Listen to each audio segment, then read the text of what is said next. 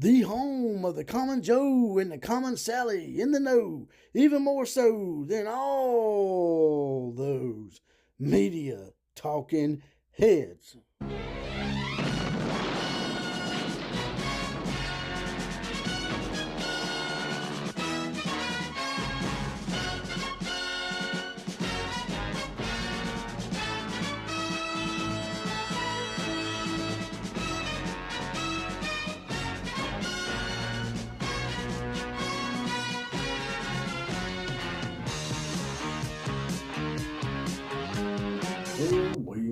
How's it going out today, boys and girls in sporting land?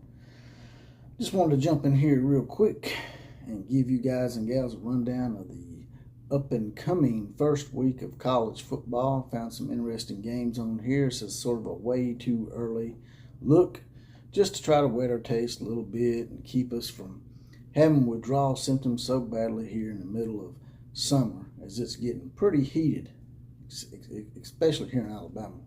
We got 96-degree weather today. But I got like a big four list of the games that I think is probably the best four on the list. And then I got a few games that are sort of interesting and for various reasons. Now, getting right to it here. We have the very first week of football, which is week 0. I don't know why they call it that. It really should be called week 1, and week 2 should be called week 1 should be called week 2, and so on and so forth. But week 0, you have Nebraska versus Northwestern to start things off. Now, normally that's not something that would catch my eye, but Nebraska has had problems with Northwestern in the past, and this is Scott Frost's probably final year to make a case to keep his job at Nebraska. This game right here could hold the key to the rest of Nebraska's season. If they were to trip up and lose to Northwestern again, more than likely the writing's on the wall for one Scott Frost. Then you also have on the Big Ten slate, I don't know what it is about them playing conference games week 1, but they're doing it. You have Penn State versus Purdue. You know, Purdue made a little bit of progress last year. I think they made a bowl last year. Penn State and James Franklin have been on the in and outs here as of late. I mean, there was big rumors that he was going to go and leave and take a job maybe at USC or somewhere like that. But as the season progressed, James didn't look so good. So James ended up screwing himself out of that. But Penn State, surprisingly, comes in and gives him this long extension, which I think was just a little bit of poker face by Penn State to try to quell the rumors that they might get rid of James Franklin next year if he don't produce, to try to help him out with recruiting. So that game right there, too, will be a telltale game for both of those programs going forward. Cincinnati's playing Arkansas. That's a pretty cool game. Cincinnati, as you know, made the playoff last year, the first non-Power 5 team to make it. Now they get a chance in week 1 to show their stuff, to show that they are a program on the rise and a program worthy of the Power 5 status that they now have since they've been invited to the Big 12. And they get to prove it against an SEC team in Arkansas, who's a team that's also on the upswing. Seems like each year under Sam Pittman, Arkansas has made quite a bit of progression, and this could be the year that tells the tale on Sam Pittman and whether he's going to be able to actually contend for at least divisional titles. The Cincinnati game, it's not going to be an end-all for either one of these teams, because they can still make a lot of progress throughout the season. Cincinnati will still have the Big 12 in front of them, and Arkansas, vice versa. Well, actually, Cincinnati's not in the Big 12 just as of yet, but this game right here could be a good confidence booster for both teams. Oklahoma versus UTEP, the only reason that's on here is because it's Brett Venables' first game, and as you know, there's been a lot of chatter in the offseason about him and Lincoln Riley. So this is going to be a good comparative game for both of these coaches. You know, a lot of fans like to use comparative scores, which I've never been a big fan of, but they'll do it. And this will be one of those games that they compare scores with Lincoln Riley, who, by the way, is also playing a team from Texas in Rice. USC's playing Rice in the opening season. I don't expect either one of these teams to have much trouble. It's just according to how much they can beat their opponent for those comparative score fans out there. Also, an in-state rival that maybe don't catch much fanfare from a lot of people in college football, but it intrigued me, and that's Houston versus UTSA, that being Texas San Antonio. Texas San Antonio is also a program on the rise. They almost went undefeated last year.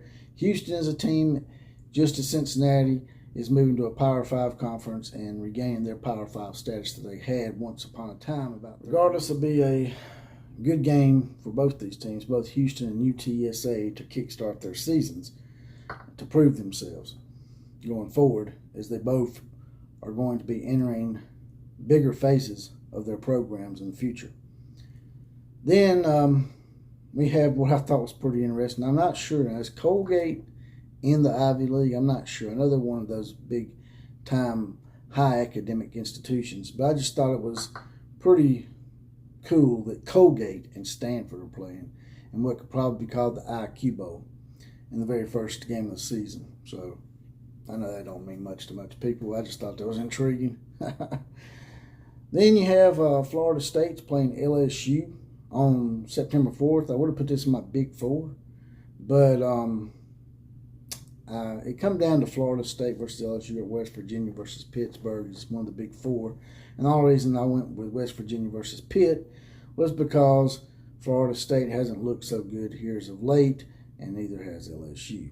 They've both lost a little bit of their luster. Now, LSU will be breaking in a new coach in Brian Kelly, so that will be an interesting caveat and all that. Clemson plays Georgia Tech in an odd day on September 5th. Now, Clemson fans are wanting to be respected again. They're saying, hey, we just had one off year. Paul Feinbaum's on there disrespecting us. What's up with that? We've won 2 national championships in the past 4 or 5 years. Only other one team that's done that is Alabama. Where's our respect? And they're sort of right. But I will say this, Clemson. You'll never see Alabama or Ohio State, most likely. I'm not going to say never, but most likely you'll never see Alabama or Ohio State or any SEC team, most likely, unless it's Vanderbilt, playing on a Tuesday night.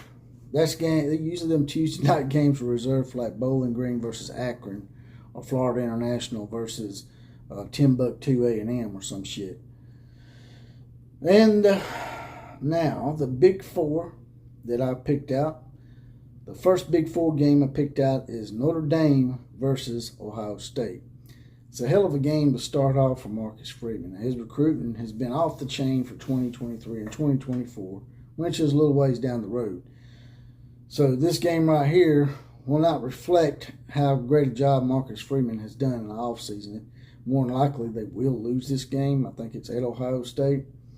But if Notre Dame shows themselves well and plays the game pretty close, that could be a moral victory of sorts for the Notre Dame fans out there. Now, if Notre Dame were to upset Ohio State in the first game, you're going to have what they call overreaction Monday or some shit. Because then everybody be talking about Marcus Freeman's going to be the next Nick Saban or Bear Bryant or some shit. Oregon versus Georgia was the other Big Four game. Oregon versus Georgia is it's like a script written game. The first game that Dan Lanning ever coaches is against his former team. You know, Dan Lanning was Georgia's defensive coordinator last year, and the first game of the year, he gets to play Georgia. That's like some movie-written stuff right there.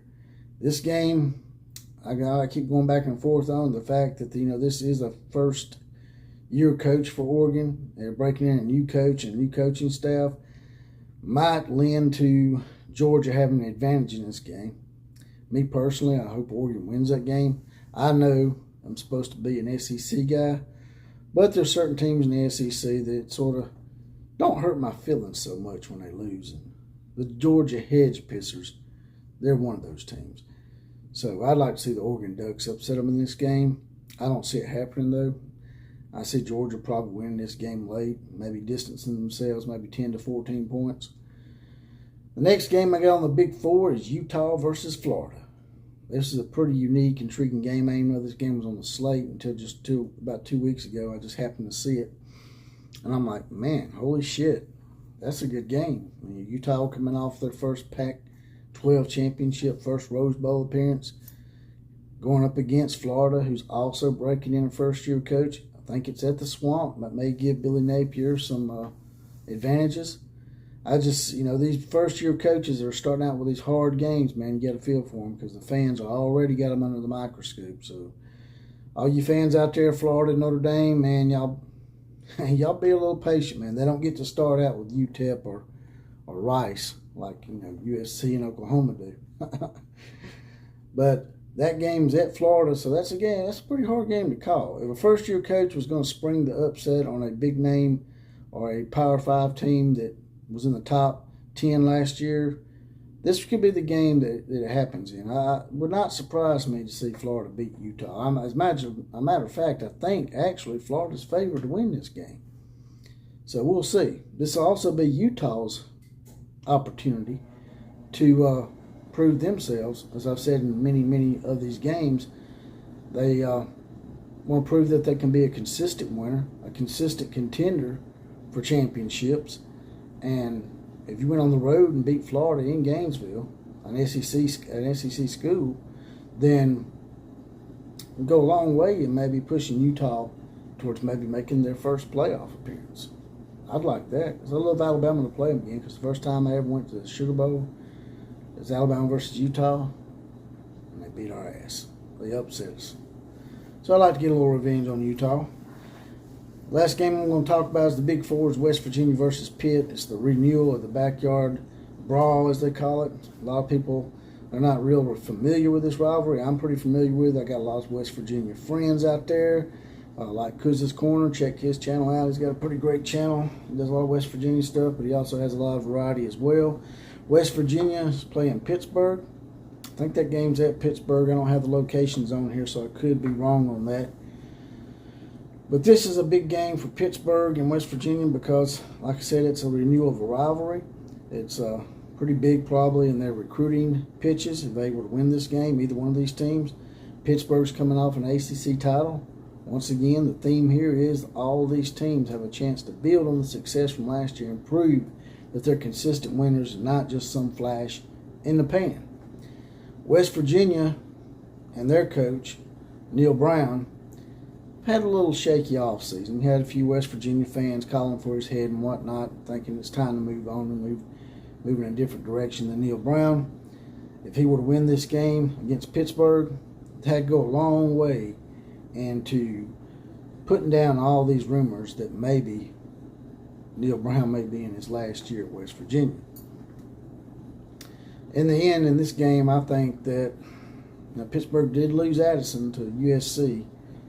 So I've been going back and forth and him-hawing on this. This is also the debut of JT Daniels, who's been trying to get in the starting lineups, it seems like forever, whether it be at USC or Georgia. He's finally going to get his chance here, I think. I think in the end, West Virginia's going to pull this one out. I think they'll pull it out at the end. They got the better quarterback, in my opinion. And in the end, I think West Virginia wins this game by maybe a touchdown. And that's all I got today for the way too early first week of college football rundown. You guys and gals, tell me what you think about these games. And if you got another interesting game that you'd like to touch on, drop it in the comment section. And also, if you look below this video, as I've said many times, you'll see the like, share, comment, and download options. Right next to that is a hard option. Got a little thanks in the middle of it. Click that, throw a few dollars in the coffers. It'll help us get off this YouTube teat. And with that, I'm going to get out of here. Like, share, comment, and subscribe to this channel. And as always, KMCA to all the other teams. Class is now dismissed.